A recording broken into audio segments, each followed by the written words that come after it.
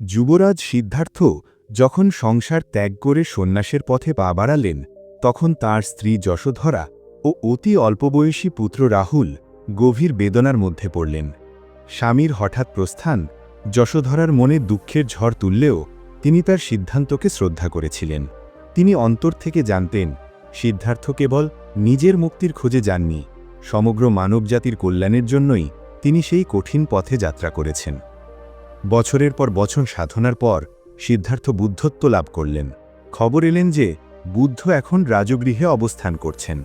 সেই সংবাদ শুনে যশোধরার হৃদয়ে এক গভীর টান জাগল।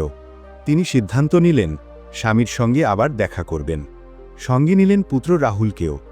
যখন যশোধরা বুদ্ধের সামনে এসে দাঁড়ালেন, তিনি নিঃশব্দে প্রণাম করলেন। কোনো অভিযোগ নয়, কোনো তিরস্কার নয়, কেবল শান্ত কণ্ঠে বললেন, প্রভু, আমি সবসময় জানতাম আপনি মানবজাতির জন্য মহৎ কিছু খুঁজতে গিয়েছিলেন। আজ আপনার সেই সাফল্যে আমি গর্বিত।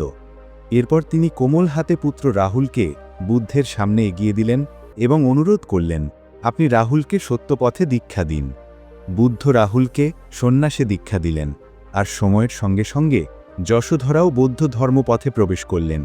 কঠোর সাধনা ও অটল বিশ্বাসে তিনি পরিণত হলেন এক মহান আরোহত্নী, অর্থাৎ জ্ঞানপ্রাপ্তা।